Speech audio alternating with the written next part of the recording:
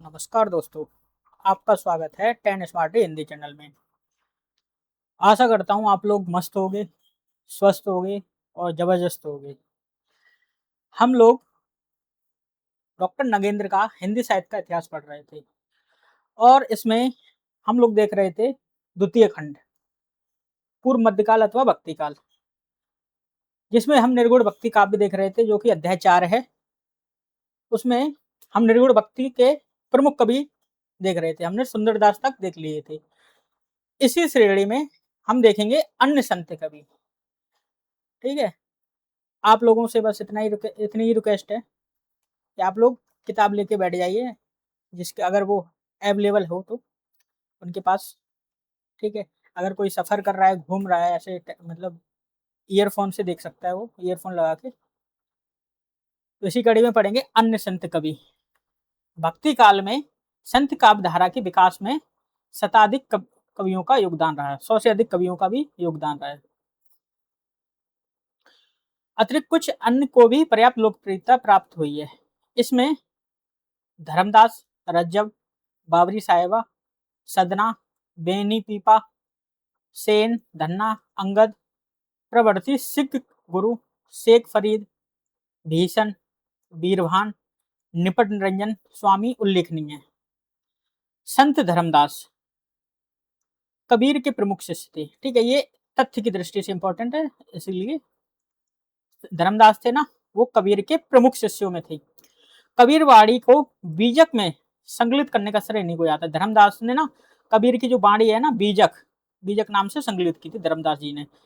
कबीर की मृत्यु के अनंतर उनकी गद्दी का उत्तराधिकार इन्हीं को मिला, यानी कबीर की मृत्यु के पश्चात धर्मदास जी उनके उत्तराधिकारी बने गद्दी की। ठीक है, इनकी भक्ति भावना और विचारधारा कबीर से भिन्न नहीं है।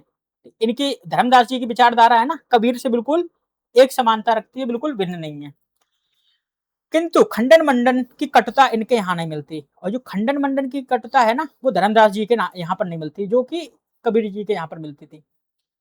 लौकिक प्रपंच और माया के प्रभाव को नष्ट करने में ये ब्रह्म की साधना को अनिवार्य मानते हैं। जैसे इन्होंने बोला है, वर्णो मैं साव तुमरे चरना, संतन सुख लायक दायक प्रभु दुख हरना। कबीर की तुलना में इनकी प्रतिपादन शैली सरल और सुस्पष्ट है, यानी कबीर से इनकी प्रतिपादन शैली थी ना, वो सरल और सुस्पष्ट थी। इनकी रचनाएं धनी धर्मदास की वाणी में संकलित हैं। ये धर्मदास की रचनाएं किसमें संकलित हैं? धनी धर्मदास की वाणी, रचनाएं संकलित हैं।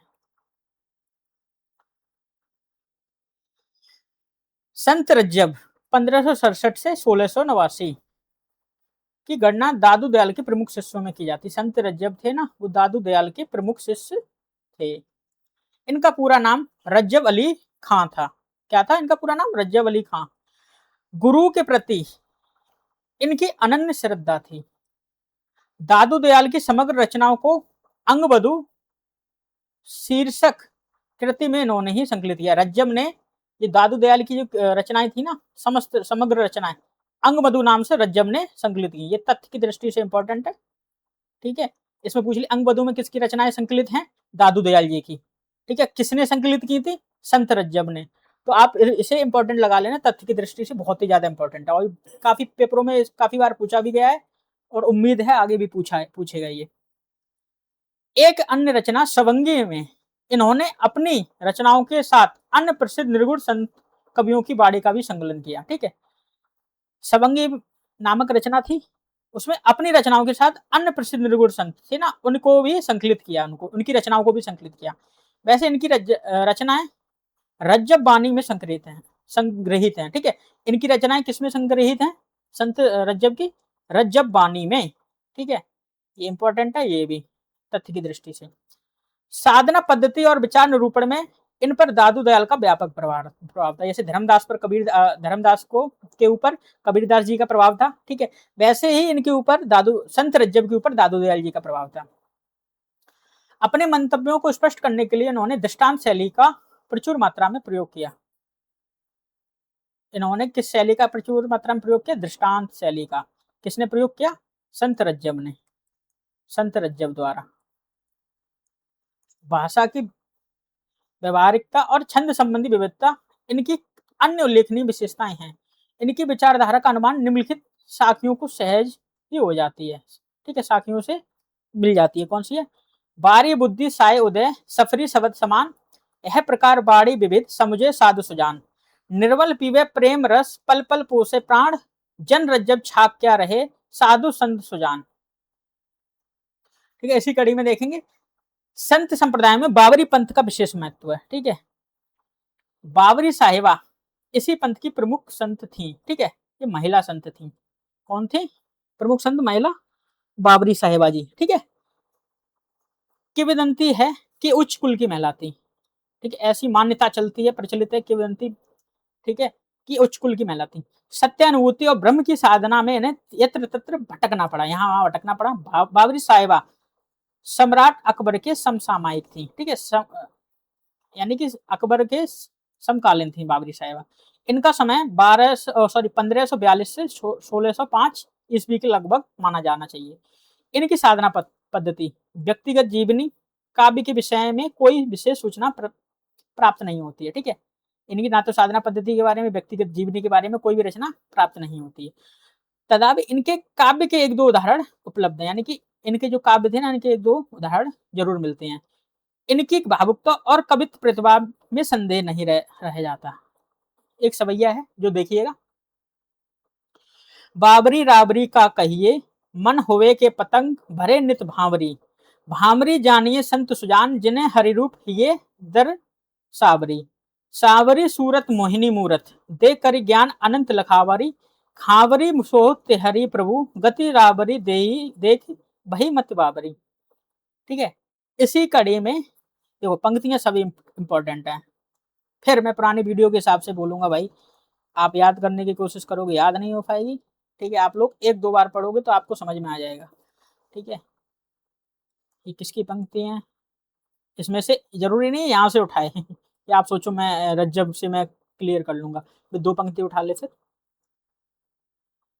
ठीक है, आप लोग इंपॉर्टेंट लगा लेना। ठीक है, जब भी आप खोलो किताब तो एक दो बार जरूर देख लेना, तो आपको जो यहाँ इंपॉर्टेंट लगे होंगे ना, तो आपको लगेगा कि हाँ ये हमने पढ़ लिया है, तो आपको एक दो बार में याद हो जाएगा। इसी कड़ी में देखेंगे संत सदना निष्ठावान भक्त और साधक थे तथा 14वीं शताब्दी के मध्य विद्वान थे। ठीक है, संत सदना कब विद्वान थे? 14वीं शताब्दी। इनकी पदावली काल प्रवाह में लुप्त हो चुकी थी। आदि ग्रंथ में संकलित इनकी एक पद के आधार पर केवल इतना ही कहा जा सकता है। आदि ग्रंथ में इनका कितना पद है? एक पद। इतना ही कहा जा सकता है कि साध्य के प्रति इनके मन में अनन्य समर्पण था। सदना की भांति संत बेनी का जीवन विवरण भी अप्राप्य है। ठीक है, संत बेनी का भी मतलब कोई जीवन संबंधी कुछ भी तथ्य वगैरह कुछ भी बात इतनी प्राप्त नहीं है कि ये 15वीं शताब्दी में विद्वान रहे होंगे।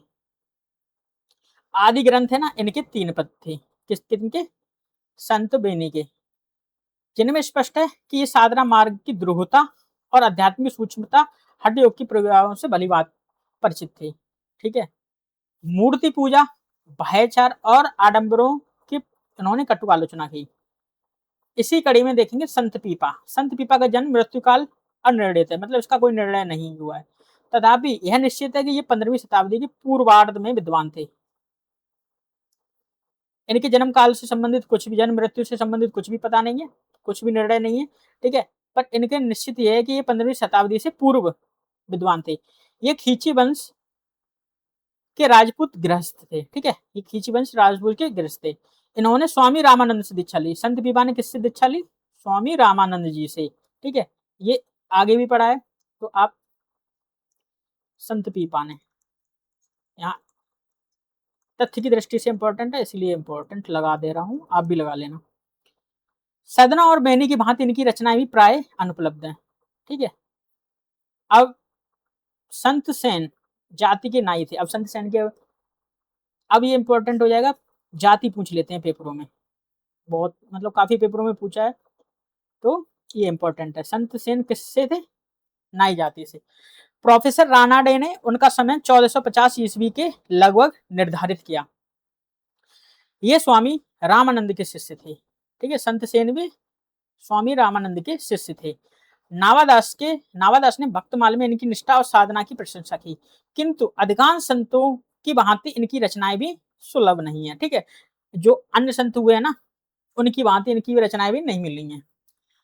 आदि ग्रंथ में इनका केवल एक पद है। ठीक है, संत सेन का भी आदि ग्रंथ में केवल एक पद संकलित है। संत धन्ना का आविर्भाव काल 1415 निर्धारित किया जाता है। जो संत धन्ना जी थे ना, उनका आविर्भाव काल कब माना जाता है? 1415 ईस्वी। ठीक है, भक्त काल में इनका उल्लेख उच्च कोटि के साधक के रूप में हुआ। ठीक है, ये जाति के जाट थे। अब सीधी सीधी बात, धन्ना कौन सी जाति के थे? जाट थे। पेपरों में पूछ सकता है और पूछा भी गया है। जाट जाति के थे। ठीक है, ये इंपॉर्टेंट है। अब इनके पॉइंट गुरु कौन से इंपॉर्टेंट हो जाएंगे? ये आत्मानंद से इन्होंने दीक्षा ली। किससे ली थी? आत्मानंद से। ठीक है, संत धन्ना के गुरु कौन थे? गुरु स्वामी आत्मानंद जी।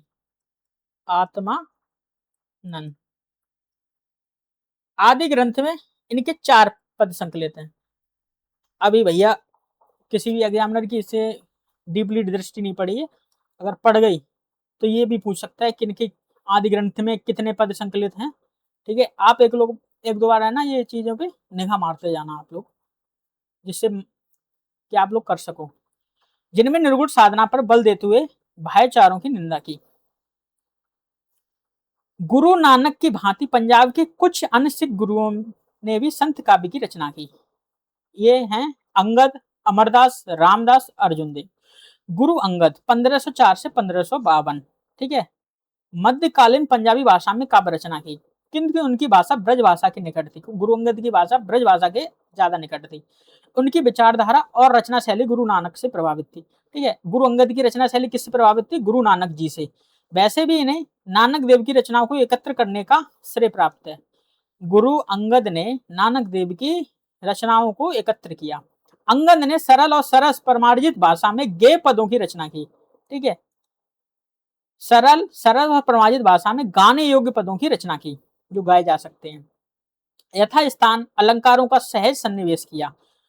ठीक है, आप देखेंगे गुरु अमरदास जी को 1489 से 1574 की रचनाएं गुरु ग्रंथ साहिब में संग्रहित हैं। ठीक है, ये भ्रमणशील साधक थे, यानी कि इधर उधर विचरण करते रहते थे, घूमते रहते थे एक स्थान से दूसरे स्थान पर। उन्होंने भक्तिभाव जन कल्याण की प्रेरणा से पद रचना की थी। मार्मिक भाव योजना, शैलीगत मधुरता, भाषा की सरलता, अलंकारिकता उनकी मुख्य रचनाएं प्रवृत्तियां हैं। ठीक है, गुरु रामदास की रचनाएं गुरु मतलब ग्रंथ साहिब में संकलित हैं। इनके पदों की सरसता, काव्यात्मकता, कांता भाव की भक्ति का अच्छा निदर्शन मिलता है। इनके पद सरल हिंदी और पंजाबी में रचित हैं तथा रूपक, विरोधाभास, उपमेय, उपमा, अलंकारों का उनकी अधिक प्रवृत्ति रही। इसी कड़ी में देखेंगे गुरु अर्जन देव जी को 1563 से 1606। ठीक है, आप लोग इंपॉर्टेंट की श्रेणी में इसे रख सकते हो कि जैसे ये दिया है ना 1563 से 1606, गुरु अमरदास का दिया है 1489 से 1479 से 1574 ईस्वी तक। ठीक है, आप लोग इंपॉर्टेंट लगा सकते हो, ये पूछ सकते हैं मिलान के लिए आ जाएगा, कभी कभी मिलान, इसमें से मिलान आ जाओ इनकी कभी कभी। ठीक है, क्रम लगा सकते हैं, क्रम में लगवाने के लिए आ सकता है। गुरु अर्जुन देव निष्ठावान साधक और सफल धर्म प्रचारक होने के साथ ही अच्छे कवि थे। उनकी रचनाओं में सुखमणि, 52 अखरी, 12 मासा प्रसिद्ध है। गुरु अर्जुन देव की कौन सी रचना क्या क्या प्रसिद्ध है? एक तो सुखमणि प्रसिद्ध है। ठीक है, 52 अखरी प्रसिद्ध है, 12 मासा विशेष प्रसिद्ध है। ग्रंथ साहिब में इनके 6000 पद संकलित हैं। ठीक है, ये इंपॉर्टेंट हो जाएगा। गुरु अर्जुन देव के कितने? 6000 पद संकलित हैं, जिनकी रचनाएं में विभिन्न राग रागनियाओं में हुई है। उनकी रचनाओं के शांत रस की प्रधानता है उनकी रचनाओं में, तथा उन्होंने ब्रज भाषा में अपने भावों को कुशलता पूर्वक अलंकारिक अभिव्यक्ति प्रदान की। अब इसी कड़ी में देखेंगे पंजाब के संत कवियों में शेख फरीद जी को, ठीक है, इनका नाम उल्लेखनीय है। इनका जीवन काल अनुमानतः 1472 से 1552 ईस्वी निर्धारित किया गया। ये गुरु नानक के समकालीन थे। इनको शेख फरीद को गुरु नानक के समकालीन बताया गया। इनके जीवन दर्शन में साधनात्मक आदर्शों तथा साधना पद्धति का प्रभाव संपूर्ण पंजाब पर पड़ा। अपनी आध्यात्मिक अनुभूतियों को उन्होंने पंजाबी, हिंदी और फारसी भाषाओं में व्यक्त किया। किसमें किया? पंजाबी में किया, हिंदी में किया और फारसी में, ठीक है। आदि ग्रंथ में इनके 4 पद संकलित हैं, ठीक। शेख फरीद के 4 पद संकलित हैं। अभी कह सकते हो किसी एग्जामिनर की दृष्टि नहीं पड़ी है तो आप एक दो बार निगाह मारते जाओगे ना तो आप कर लोगे, आप आराम से कर ले जाओगे। इसी कड़ी में देखेंगे संत भीषण जी को, ठीक है। अवयवकाल, शिक्षा दीक्षा आदि की प्रमाणिक सामग्री उपलब्ध नहीं। इनके भी बारे में ना तो इनका जन्म काल के बारे में पता है, ना तो इनकी शिक्षा दीक्षा आदि के बारे में कुछ भी नहीं पता है। इनके आदि ग्रंथ में केवल 2 पद संकलित है। संत भीषण के भी 2 पद संकलित हैं, जिससे उनका 16वीं शताब्दी में विद्वान होना सिद्ध हो पाया जाता है। यानी कि 2 पद के अनुसार हम लोग ये बता सकते हैं कि ये 16वीं शताब्दी में विद्वान थे, मतलब थे उस टाइम पे। इन पदों में कवि के दैन्य, आत्मसमर्पण और भक्ति भावना के दर्शन होते हैं। उदाहरण है, ठीक है, ये इंपॉर्टेंट हो जाएगा। किसकी है? संत भीषण जी की। हरि का नाम अमृत जलु, निर्मल इहु अखद जग सारा, गुरु प्रसादी कहे जनु, भीकनु पावो मोख द्वारा, ठीक है। इसी कड़ी में हम देखेंगे संत बीरभान जी को, ठीक है। इनकी जीवनी के संबंध में कोई प्रमाणिक उल्लेख नहीं मिलता। अनुमानतः 1530 से 1560 के मध्य अवश्य विद्वान थे। कब से, मतलब किसके मध्य थे? 1530 से 1500। ये उदयदास के शिष्य थे। अब पूछ सकता है, इंपॉर्टेंट है। संत बीरभान किसके शिष्य थे? उदयदास जी की। और साध संप्रदाय में दीक्षित हुए थे। इनकी उपदेशात्मक रचनाएं बानी शीर्षक ग्रंथ में सम उपलब्ध हैं। साध संप्रदाय के प्रसिद्ध ग्रंथ निर्वाण ज्ञान में संप्रदाय के अन्य संतों के साथ बीरभान की रचनाएं भी संकलित हैं, ठीक है। अब ये निर्वाण ज्ञान किस संप्रदाय से संबंधित है? क्वेश्चन बन सकता है यहाँ पर। साध संप्रदाय, किससे? साध संप्रदाय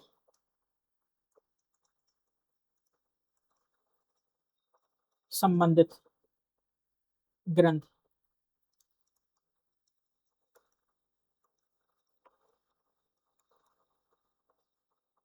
ठीक है। निर्वाण ज्ञान, इसी में बीरभान की रचनाएं भी संग्रहित हैं। इसी प्रकार पृथ्वीलाल साध के संग्रह ग्रंथ साधु पंथ में इनकी रचनाओं को स्थान दिया गया। बीरभान की साधना पद्धति कबीर दर्शन से बहुत अंशों में प्रभावित है। यानी कि ये भी कबीर दर्शन से काफी हद तक प्रभावित हुए थे। इन्होंने नाम व जप पर बल दिया था। इंद्रिय संयम साधना का अंग माना, ठीक है। इन्होंने नाम और जप पर बल दिया, इंद्रिय संयम पर साधना का अंग माना, मूर्ति पूजा आदि भाईचारों का निषेध किया, ठीक है। इसी कड़ी में देखेंगे प्रस्तुत संदर्भ में निरंजनी संप्रदाय के संत निपट निरंजन स्वामी का उल्लेख भी अपेक्षित है। सिम सिंह सेंगर के मत से निपट निरंजन स्वामी गोस्वामी तुलसीदास के समकालीन थे। अब वन लाइनर बन जाएगा। निपट निरंजन किसके समकालीन थे? तुलसीदास जी के समकालीन थे। अब इस तरह से बना सकता है, निपट निरंजन स्वामी तुलसीदास के समकालीन थे। ये मत किस विद्वान का है? तो हम लोग शिव सिंह सेंगर का कह सकते हैं, ठीक है। ये पूरी लाइन बहुत इंपॉर्टेंट है, तो आपको लिए दोनों इंपॉर्टेंट लगा दे रहा हूं और आप भी लगा देना।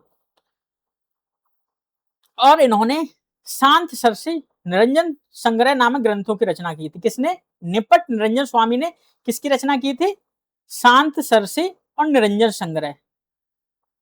राम कुमार वर्मा जी के अनुसार इनका जन्म 1539 माना। किसके जन्म माना? निपट निरंजन स्वामी का, ठीक है। निपट निरंजन स्वामी जी का जन्म माना।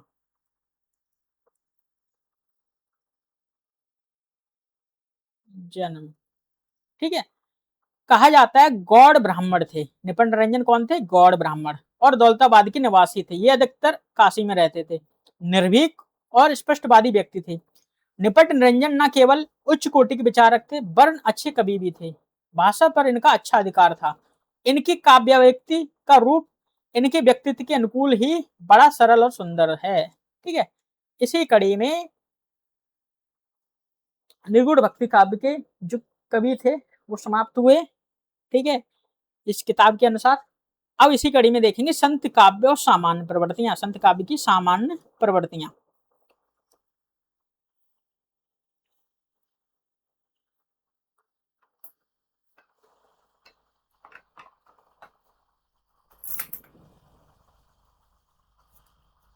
क्या देखेंगे सामान्य प्रवृत्तियों में हम लोग, इसी कड़ी में हम लोग प्रवृत्तियों को देख रहे थे। ठीक है, संत काव्य देश की राजनीति, धार्मिक, सामाजिक परिस्थितियों के फलस्वरूप विरचित भावनात्मक एवं अनुभूतिपर जनकाव्य है। ठीक है, इसे जनकाव्य की श्रेणी में रखा गया है। इसका प्रेरणा स्रोत था सामान्य मानव का हित साधन।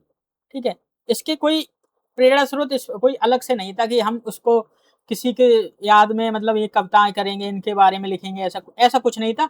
जो सामान्य मानव था ना, उसके हित के लिए, ठीक है, ये इसमें रचनाएं की गई थी।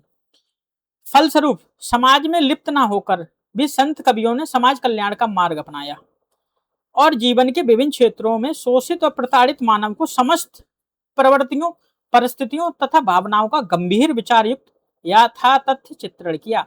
ठीक है, जो संत लोग थे ना, जो संत कवि थे, वो तो समाज में बिल्कुल इस तरह से लिप्त नहीं थे कि फिर भी मतलब समाज में नहीं थे, जो सामाजिक कार्यक्रम होते हैं उसमें ना लिप्त रहकर। ठीक है, फिर भी उन्होंने समाज कल्याण का एक मार्ग अपनाया।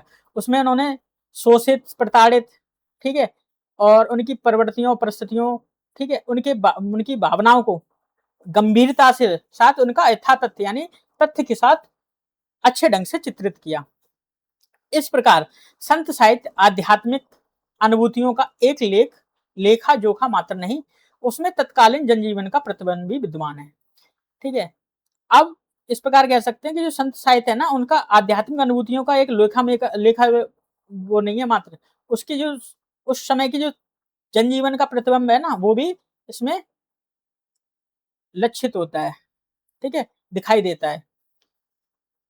धार्मिक रूढ़ियों और सामाजिक सांस्कृतिक परंपराओं का अंधानुसरण ना कर इन्होंने वर्णाश्रम व्यवस्था के विरोध, क्रोध, लोभ, मोह, हिंसा आदि की निंदा, ठीक है, सदाचार गुणों की प्रतिष्ठा, शास्त्रीय ज्ञान की अनिवार्यता की निषेध, आत्मानुभूति की प्रामाणिकता आदि पर बल दिया। ठीक है, अब ये संत कवि थे, इन्होंने क्या किया, धार्मिक रूढ़ियां थी, ठीक है, जो समाज में फैली हुई थी, उसको एक अंध बन के यानी कि कह सकते हैं अंधभक्त बन के ना तो उनका अनुसरण किया। ठीक है, जो समाज में वर्णाश्रम व्यवस्था थी उसका तो विरोध किया इन्होंने, और उसके साथ साथ क्या किया इन्होंने, क्रोध है, लोभ है, मोह है, हिंसा है आदि की निंदा की। और जो सदाचार से जो गुण प्रतिष्ठित होते हैं ना, उनके बारे में बताया कि उनको होना चाहिए, मानव के गुण में होना चाहिए। और ये शास्त्रीय ज्ञान की अनिवार्यता थी ना, जो एक उच्च वर्ग के लोगों के लिए थी, उसको मतलब इन्होंने निषेध किया। अब इन्होंने सबसे ज्यादा बल किस पे दिया, आत्म अनुभूति पर।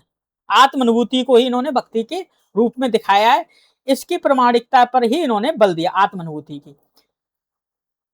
इस प्रकार संत काव्य साधना में तत्पर एवं सर्वजन में मंगल कामना करने वाले भक्तों के सरल हृदयों की सहज अनुभूति का चित्रण मात्र है। यह वह प्रकाश स्तंभ है जो निराशा, वासना, प्रतिशोध और प्रतिहिंसा के अंधकार में भटकते हुए मानव समाज को शताब्दियों से प्रकाश दे रहा है, और यह भविष्य में भी इसका मार्ग प्रशस्त करता रहेगा। अब क्या बताया इसके बारे में, जो निर्गुण काव्य है ना, वो एक ऐसे प्रकाश स्तंभ के रूप में दिखाया है। एक मानव जब निराश हो जाता है, निराशा है उसके अंदर, वासना है, प्रतिशोध है, प्रतिहिंसा है, ठीक है, जो मानव समाज है ना, इसके अंधकार में भटकता रहे। अब उसको भटक रहा है, शताब्दियों से भटक रहा है, उसको एक प्रकाश दिखाने की बात कही गई है। और ये प्रकाश उस समय ही नहीं दिखा रहा है, और आज के संदर्भ में भी काफी संत कवि हुए हैं, ये इसको अपना रहे हैं, और भविष्य में यानी कि आगे भी होंगे, इसको मतलब अपनाएंगे भी। मतलब एक तरह से प्रकाश स्तंभ की तरह काम कर रहा है ये संत काव्य। यह साहित्य अपनी सरलता, जीवन दर्शन की गंभीरता, तत्वबोध के कारण अत्यंत प्रभावशाली है।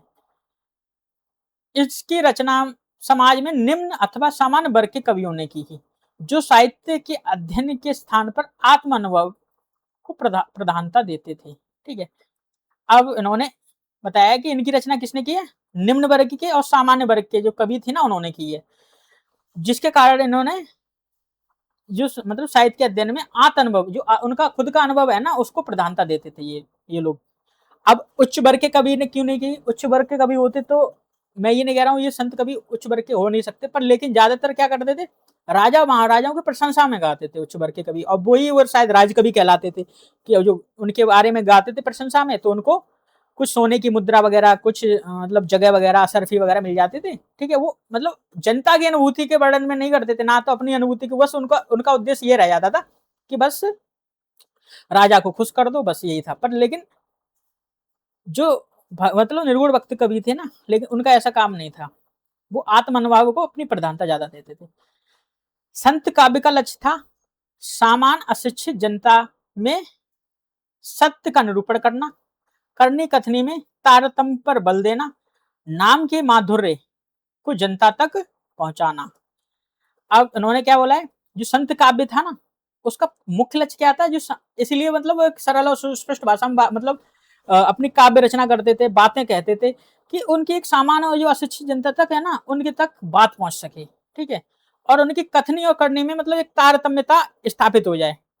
और संत कवि में, निर्गुण संत कवि में नाम की महिमा को, जप की महिमा को मतलब महत्वपूर्ण बताया गया। उसको क्या था, वो जनता तक उनका मुख्य कार्य हो गया था, उन नाम के माधुर्य को, जो नाम का मधुर रूपी फल है ना वो जनता तक पहुंचा सके। संत कवि दरिया साहब के कथन। अब सकल कवित का अर्थ है सकल बात की बात, दरिया सुमिरन राम का कर लीजिए दिन रात। ठीक है, अब ये इंपॉर्टेंट हो जाएगा किसकी है, अब ऐसे तो पता ही कर लोगे। तथा कबीर के अभिमत, कबीर का मत क्या है इसमें, पंडित और मसालची दोनों सूझे नाही, और उनको करें चांदना आप अंधेरे में आएंगे। ये भी इंपॉर्टेंट है पंक्ति। पर गंभीरता पर विचार कर लेने के अनंतर इस काव्य के संबंध में कहने के लिए कुछ भी शेष नहीं रह जाता। उदात्त अनुभूति की सरल एवं हृदय स्पर्शी अभिव्यक्ति इस काव्य की अनन्य विशेषता है। कबीरदास से लेकर संत काव्य धारा के अंतिम कवि तक काव्य दृष्टि, समाज दृष्टि और चिंतन दृष्टि में अद्भुत साम्य है। ठीक है, अब इसी कड़ी में देखेंगे रस। ठीक है, रस निर्गुणोपासक संत कवियों में काव्य और उसके अवयवों को काव्य शास्त्रीय दृष्टि से नहीं देखा। यदि इस संबंध में उनके यहाँ कुछ विचार संकेत मिलते भी हैं तो काव्य की आत्मा साधारणीकरण, रस निष्पत्ति आदि ना हो तो उन्होंने चिंता की है, और ना ही स्थायी भाव, विभाव, अनुभाव, संचारी भाव की समन्वित अनुभूति के प्रति भी सचेत रहे। किंतु इसका अर्थ यह नहीं है कि उनके काव्य में रस की दृष्टि से अनुशीलन नहीं किया जा सकता। यानी कि कुल मिलाकर ये था, निर्गुण काव्य के कवि थे ना, निर्गुण काव्य धारा के जो कवि थे, उन्होंने काव्य शास्त्री की दृष्टि से ना तो उन्होंने रचना की उनके बीच, मतलब उनको जहन में लाके कि हम इस रस में रचना करेंगे। ठीक है, उनका उद्देश्य ये था कि हमारी बातें सामान्य जनता तक पहुंच जाए।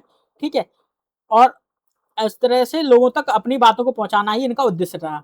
लेकिन इसमें ये बताया गया, इसमें ऐसा नहीं है उन्होंने रचना की है उसमें ये सब नहीं था, लेकिन कहीं ना कहीं ये जरूर आ गया है कहीं ना कहीं किसी काव्य पंक्ति में। ठीक है, ये सब कहीं ना कहीं ये प्रतिलक्षित होता है। वस्तुतः काव्य के माध्यम से उन्होंने अपनी अनुभूति को जनता तक पहुंचाने का प्रयास किया। फलस्वरूप रस की सबसे महत्वपूर्ण विशेषता साधारणीकरण संत काव्य में विद्यमान है। संतों के अधिकतर साखियों, सवैयों एवं गेय पदों की रचना की है। किसकी की है, अधिकतर सवैयों एवं गेय पदों की रचना की, साखियों एवं गेय पदों की, ये इंपॉर्टेंट है। इस कोटि के मुक्तकों में जिस सीमा तक रस सृष्टि संभव हो सकती है वह निर्गुण काव्य धारा में विद्यमान है। कबीरदास, दादू दयाल, सुंदरदास की अनेक रचनाओं में रस की सम्यक दृष्टि हुई है। दाम्पत्य प्रतीकों के माध्यम से, ठीक है, अव्यक्ति भावनाओं में संयोग एवं वियोग श्रृंगार के सुंदर उदाहरण मिलते हैं। यानी कि जो दाम्पत्य प्रतीक के माध्यम से मतलब रचनाएं की है ना, उसमें श्रृंगार और वियोग के सुंदर उदाहरण मिलते हैं। ठीक है, उन्होंने इस प्रकार रचनाएं की हैं कि एक तो अपनी आम मतलब हमारे ऐसे प्रतीक अपनाए हैं, ठीक है, वे लोगों तक अपनी बात को पहुंचा सकें, और ये दाम्पत्य प्रतीक के माध्यम से है ना, इन लोगों को बातों को पहुंचाइए। और साथ ही इन्होंने इस माध्यम से नहीं की थी रचनाएं कि इनके इसमें संयोग वियोग रस डालेंगे, नहीं, जब रचना की है तो उसमें ये लक्षित होते हैं, प्रतिलक्षित होती हैं ये उदाहरण। ठीक है, इसी प्रकार शांत रस का परिपाक चेतावनी एवं उपदेश प्रकरण में उपलब्ध होता है। ब्रह्म की व्याप्त कल्पना के वर्णन में अद्भुत रस का अच्छा परिपाक हुआ है। ठीक है, अब ये ब्रह्म की विराट कल्पना की है ना, उसमें कौन से रस का हुआ है? अद्भुत रस का। वीर रस का वर्णन सूरमा को अंग में हुआ है। ये वीर रस का वर्णन किसमें हुआ है? सूरमा के अंग में। व्यंग और हास्य रस के सुंदर उदाहरण कर्मकांड और परंपरा की आलोचना में सुलभ है। जो कर्मकांड और परंपरा की जो आलोचना की है ना, ठीक है, उसमें व्यंग और हास्य रस के सुंदर उदाहरण मिलते हैं। ठीक है, जैसे कबीरदास ने बोला है इसमें, एक दो पंक्तियां है ना, जैसे हिंदू मुस्लिम के मतलब बोला है कि जो आडंबर व्याप्त है उस पर उन्होंने बात की है ना, तो उसमें कहीं ना कहीं कबीरदास जी की पंक्तियों में ये प्रतिलक्षित हो जाती हैं। प्रेत आदि के वर्णन तथा शरीर की क्षण भंगुरता के निरूपण में विविध रस के अच्छे उदाहरण मिलते हैं। यानी जो प्रेत आदि के वर्णन में शरीर की क्षण भंगुरता के निरूपण में विविध रस के अच्छे उदाहरण मिल जाते हैं। उपयुक्त समस्त प्रसंगों में संतों की तीव्र अनुभूति दर्शनीय है। समन्वित रूप से यह कहा जा सकता है कि संत काव्य में, ठीक है, अब ये इस पर निष्कर्षतः क्या कहा जा सकता है? मुख्य रूप से संत काव्य में शांत रस की अवाध धारा प्रभावित हुई है। इसी इसके अनंतर श्रृंगार रस की स्थिति उल्लेखनीय है। ठीक है, अब इसी कड़ी में हम लोग देखेंगे भाषा।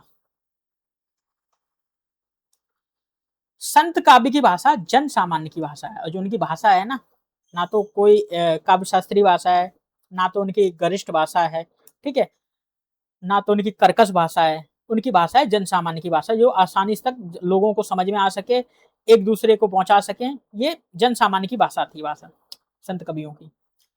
वस्तु वस्तुतः तत्कालीन परिवेश के अनुरूप संत वाणी की रचना मुख्यतः जनता के अशिक्षित, उपेक्षित और पिछड़े हुए वर्गों के लिए थी। जो उपेक्षित थे, जनता में ऐसे लोग थे ना, जो उपेक्षित थे, अशिक्षित थे, जो पिछड़े हुए लोग थे ना, उनके लिए ऐसी भाषा थी। ठीक है,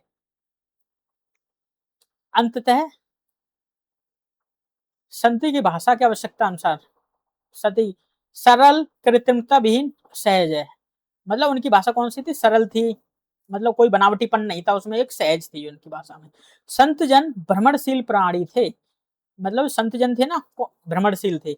अतः उनकी रचनाओं में विभिन्न प्रदेशों की बोलियों के शब्द भी प्रयुक्त हुए। ठीक है, उन्होंने भ्रमण किया था, तो सामान्यतः संत मत का विकास उत्तर प्रदेश, पंजाब और राजस्थान में हुआ। फलतः संत काव्य में ब्रजभाषा, अवधी, भोजपुरी, पंजाबी, राजस्थानी का अधिक प्रयोग मिलता है। ठीक है, मतलब इन्होंने बताया कि भाषा इनकी हर प्रदेश की क्यों मिल जाती थी संतों की भाषा, मतलब रचनाओं में। बताया कि ये भ्रमणशील प्राणी थे। ठीक है, ये एक स्थान से दूसरे स्थान पर रहते थे, जैसे उत्तर प्रदेश में है तो कल पंजाब चले गए, राजस्थान चले गए, कहीं और जगह ले गए। ठीक है, तो जहाँ रहते थे तो वहाँ की भाषाओं का पुट भी इनकी रचनाओं में मिलता था। ठीक है, और एक सरल तरीका, सही तरीका से इस तरह से मतलब अपनी काव्य रचनाएं, मतलब वो भी रचनाएं करते थे कि लोगों, जो सामान्य जन की भाषा, सामान्य जन था ना, जहाँ, ठीक है, अशिक्षित है, उपेक्षित है, पिछड़े वर्ग हैं, उन तक आसानी से पहुंच सके। अब इसमें बताया कि जो संत मत का विकास ज्यादातर कहाँ हुआ था? उत्तर प्रदेश में हुआ था, पंजाब में हुआ था, राजस्थान में हुआ था। ठीक है, तो इनकी भाषा में ना, संत काव्य की भाषा में किस किस का ज्यादातर मिलता है बोलियों का पुट? ब्रज भाषा का मिलता है, अवधी का मिलता है, भोजपुरी का मिलता है, पंजाबी का मिलता है, राजस्थानी का, मतलब इनका अधिक प्रयोग मिलता है। ठीक है, अब इसी कड़ी में देखेंगे अलंकार। संतों ने अपनी वाणी को काव्यांगों के प्रति सचेत होकर व्यक्त नहीं किया। ठीक है, अब इन्होंने कोई अलंकार सिद्धांत के ऊपर इस तरह से कोई रचना नहीं की। ठीक है, कि उनका अनुप्रास अलंकार आना चाहिए, रूपक आना चाहिए, उपमा आना चाहिए, दृष्टांत आना चाहिए, मतलब इस तरह से उन्होंने कोई सोच समझकर इस तरह से कभी एक कवि करता है ना रचना, ठीक है, उस तरह से रचना नहीं की थी। उन्होंने बस रचना की थी कि हमारी बात है, ठीक है, हमारे उपदेश हैं, हमारे भावनाएँ हैं, हमारी आत्म अभिव्यक्ति है, लोगों तक पहुँच सके, ठीक है? ये लोग मौखिक रूप से ज़्यादातर ये मौखिक करते थे ये अपनी रचनाओं को मतलब उदाहरण इनके शिष्यों ने ज़्यादातर इनको लिपिबद्ध किया है, ठीक है? अब इन्होंने कोई जैसे कोई कवि करता है ना कि आज इस अलंकार में रचना करनी है, ठीक है? आज इस रस में इस रस की अलंकार श्रृंगार रस में वो करनी है रचना, ठीक है? इस तरह से इन्होंने रचनाएँ नहीं की थी। लेकिन अब रचनाएँ हो गई हैं तो उसमें कोई ना कोई अलंकार तो ज़रूर आ गया, ठीक है? उसके बाद मतलब आलोचनाकर्ता ने देखा कि हाँ, इनके कविताओं में ये अ, अलंकार मिल रहे हैं और नहीं मिल रहे हैं, ठीक है? इस तरह से देखते हैं, फलस्वरूप उनकी रचनाओं में अलंकारों का सप्रयोजन प्रयोग लक्षित नहीं होता है। फिर भी, ठीक है, यहाँ पर आत्म-व्यक्ति और विचार निरूपण के संदर्भ में उनकी कविता में निम्नलिखित अलंकारों का प्रयोग हुआ है। कौन-कौन से अलंकारों का प्रयोग हुआ है? हम लोग देखते हैं, रूपक का, उपमा का, दृष्टांत का, तदगुण का, अतदुगुण का, स्वावव्यक्ति का, सहोक्ति का, अतियुक्ति का, विशेषोक्ति का, समासोक्ति का, भेद का, अतिशयोक्ति का, अनयोक्ति का, विनोक्ति का, वक्रोक्ति का, लोकोक्ति का, उल्लास का, उल्लेख का, उत्प्रेक्षा का, व्यतिरेक का, तुल्य योगिता का, अन्वय का, ठीक है, उदात्त का, विरोधाभास, ठीक है, उदाहरण, विभावना, असंगति, अवज्ञा, पर्याय, सम, विषम, विचित्र, काव्यलिंग, एकावली, सार, श्लेष, यमक, अनुप्रास, दीप्सा, आदाक्षरी, मध्याक्षरी, अंतरलिपिका, बहिर्लिपिका आदि अलंकारों का प्रयोग संत काव्य धारा में बारंबार हुआ है, ठीक है, ये बार-बार होता रहा है। यानी कि ज्यादातर सभी अलंकारों का मतलब सभी तो नहीं करेंगे, ज्यादातर मुख्य अलंकारों का इन्होंने प्रयोग कर डाला। अब संतों की चित्रवृत्ति रूपक, उपमा, दृष्टांत, उत्प्रेक्षा, श्लेष, यमक और अनुप्रास में अधिक रमी, ठीक है, ये अधिक इनका अधिक ज्यादा प्रयोग हुआ था। रूपक हो गया, उपमा हो गया, दृष्टांत हो गया, उत्प्रेक्षा हो गया, श्लेष हो गया, यमक हो गया और अनुप्रास हो गया, इसमें ज्यादातर इनका प्रयोग किया। इन्होंने कोई इस तरह से नहीं की थी कि हम इसी अलंकार में रचना करेंगे, इन्होंने कर दी, ठीक है। अब उसकी जब रचना हो गई फिर उसके बाद लोगों ने देखा कि हाँ इसमें ये रूपक अलंकार प्रतिलक्षित हो रहा है, ठीक है, श्लेष अलंकार आ रहा है इस वाले मतलब उदाहरण में, इसमें अनप्रास आ रहा है, इसमें विप्सा आ रहा है, ठीक है। इन्होंने कोई स्पेसिफिक इस तरह से नहीं की थी कि इसमें हम इस अलंकार में करेंगे। इसी कड़ी में हम लोग आगे देखते हैं, संतों के रूपक जीवन की सामान्य प्रवृत्तियां एवं घटनाओं पर आधारित है। इन रूपकों की रचना का उद्देश्य आध्यात्मिक परिप्रेक्ष्य में विशिष्ट परिस्थितियों का गूढ़ व्यंजना। संतों के रूपक बड़े यथार्थ और प्रभावशाली हैं। उनकी प्रतीक योजना भी परंपरागत प्रतीकों से पृथक हैं। ये प्रतीक जन सामान्य में प्रचलित और परिचित है, ठीक है। ऐसे प्रतीक को उन्होंने लिया जो जन सामान्य में एक तो प्रचलित और परिचित है, यानी कि जन सामान्य के बीच में हैं ऐसे प्रतीक। ये नहीं कि नए प्रतीक ले आए तो उसको समझने में ही दिक्कत हो जाए कि हाँ इस किसके बारे में बात चल रही है, कैसी बात कर रही है। इनका कुछ नहीं, उद्देश्य यही था कि आप हमारी बात है ना आम जन तक पहुंच सके। इसीलिए जो जनता के बीच में प्रचलित जो प्रतीक योजना थी ना, ठीक है, उनको ज्यादातर ये लेके आए थे। अब ये दो प्रकार के हैं प्रतीक। किस प्रकार के? दो प्रकार के बताएं, कौन कौन से बताएं। प्रथम कोटि के वे प्रतीक हैं जो विशिष्ट शब्दों में विशिष्ट व्यंजना के अर्थ में प्रयुक्त होते हैं। इस वर्ग के अर्थ में रूपक बड़े ही तत्वपूर्ण हैं। दूसरे प्रकार के प्रतीक उलटवासियां। अब दूसरे प्रकार के कौन से हैं? उलटवासियां, अर्थ विपर्य रूपक। इसी कड़ी में देखेंगे, संत कवियों ने उलटवासियों की रचना अनेक दृष्टिकोणों से प्रेरित होकर की। इनके माध्यम से उनका प्रमुख लक्ष्य था अपनी आध्यात्मिक मान्यताओं को प्रस्थापना करना। इसके अतिरिक्त विशिष्ट चिंतन के आधार पर प्राप्त तत्व ज्ञान को विशिष्ट अधिकारी व्यक्तियों तक पहुंचाने के लिए संतों ने अर्थ विपर्य रूपों का प्रयोग किया। जन सामान्य के कौतूहल और जिज्ञासा को जागृत करने के लिए भी उलटवासियों की रचना संत काव्य में हुई, ठीक है। जो जन सामान्य था ना, उनको एक जिज्ञासा बनाने के लिए, जिज्ञासा प्रवृत्ति लाने के लिए, उनके बीच में कौतूहल मचाने के लिए, ठीक है, उलटवासियों की रचना की। अब इसी कड़ी में देखेंगे छंद। संतों में सुंदरदास के अतिरिक्त प्राय सभी कवि छंदों के स्वरूप महत्व से सर्वथा अपरिचित थे। यानी कि सुंदरदास मतलब पूरे संत कवियों में ज्यादा पढ़े लिखे थे। ये 6 साल की उम्र में ये घर को त्याग दिया। 11 साल की उम्र में ये काशी चले गए। इन्होंने 11 साल की उम्र से ही अपना शिक्षा दीक्षा ग्रहण की काशी में, व्याकरण, संस्कृत व्याकरण आदि से संबंधित। अब जब 11 साल से कर रहा है तो भाई ये छंदों के बारे में विशेष तरह से तो जानेगा ही कि काफी पहले से, बहुत पहले से पढ़ रहे हैं। तो ये इस तरह से हम देख सकते हैं सुंदरदास बहुत मतलब काफी पढ़े हुए थे संत कवियों में। इन कवियों में जन्मजात और प्रकृति प्रदत्त काव्य प्रतिभा थी। अपनी अनुभूति, ज्ञान तथा परंपरा से प्राप्त तत्व चिरस्मरणीय, प्रेषणीय बनाने के लिए इन्होंने अपनी भावनाओं को छंदोबद्ध किया। जो अन्य कवि थे ना, उनमें जन्मजात के हिसाब से उन्होंने अपनी रचनाओं को छंद के छंदों में बंधित कर दिया, छंद में बांध दिया। इस प्रकार छंद इनके लिए साधन है, साध्य नहीं। अपने विचारों की अभिव्यक्ति इन्होंने साखी और शब्द के माध्यम से की। किसके माध्यम से की? साखी और शब्द के माध्यम से। साखियों की रचना दोहा छंद में हुई है और शब्द अर्थार्थ गेय पदों से है।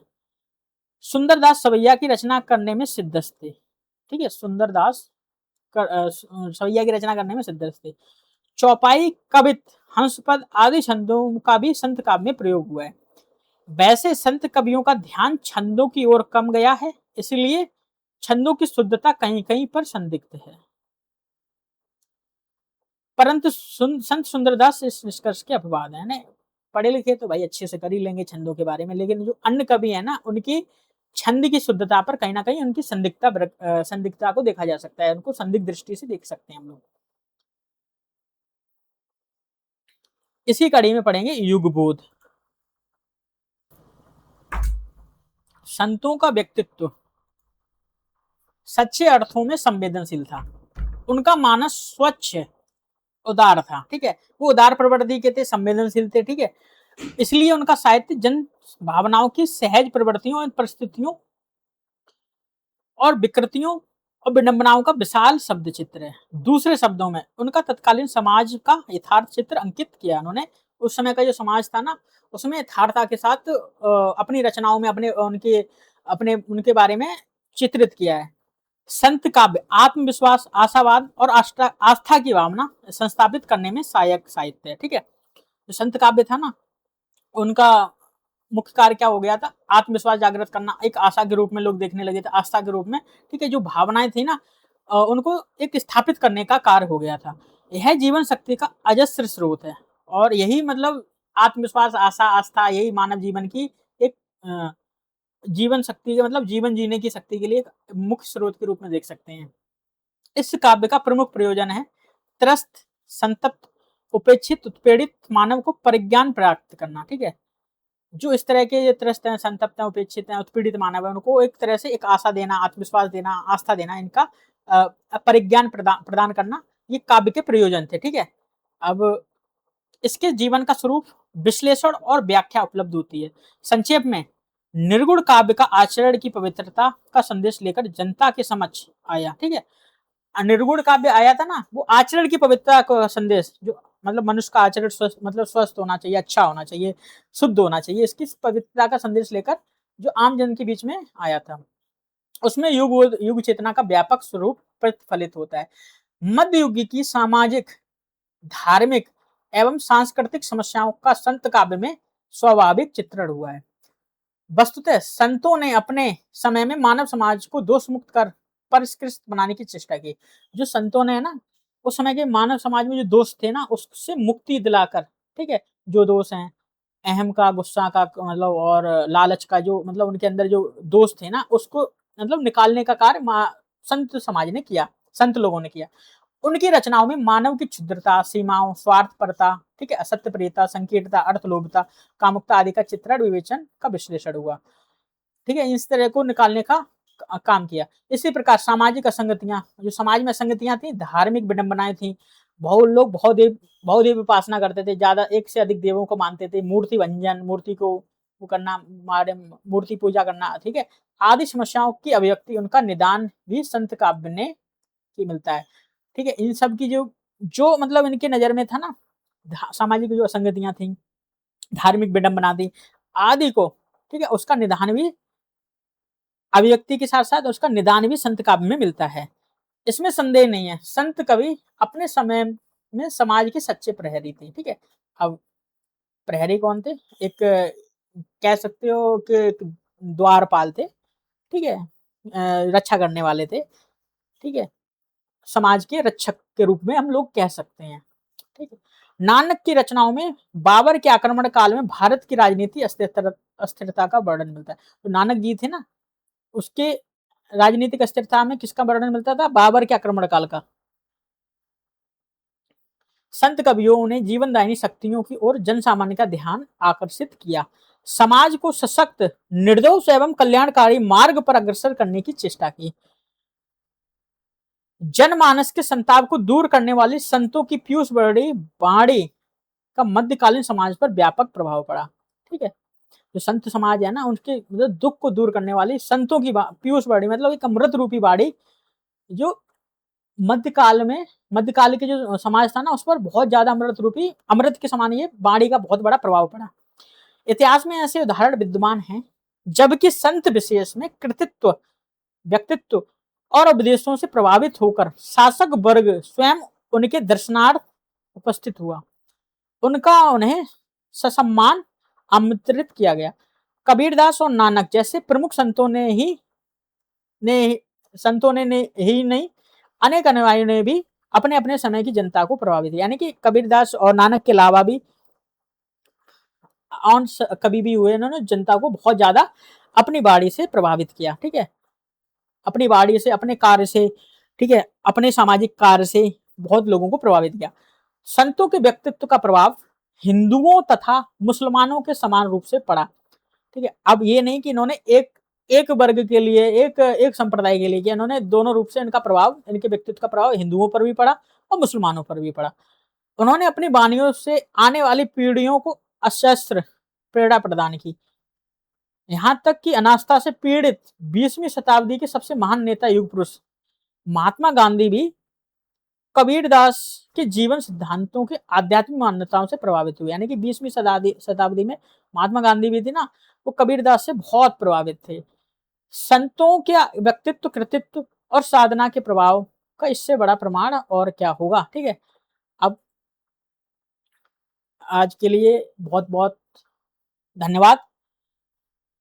अब अगली क्लास में हम लोग देखेंगे प्रमाख्यान काव्य। ठीक है, अगर वीडियो वास्तव में अच्छी लगी हो ना, तो सब्सक्राइब जरूर कर देना। ठीक है, और कोशिश करना ज़्यादा से ज़्यादा शेयर कर देना और लाइक कर देना, और इसमें कुछ चेंजेस करने हैं, बदलाव करने हैं तो बताना, उसमें ज़रूर किया जाएगा। और आप लोग बस ऐसे ही सपोर्ट दिखाते रहिए, प्यार दिखाते रहिए एक अच्छे कंटेंट के लिए। चैनल को जरूर सब्सक्राइब किए, 10 स्मार्टी हिंदी को। ठीक है, बहुत बहुत धन्यवाद अपना बहुमूल्य समय देने के लिए।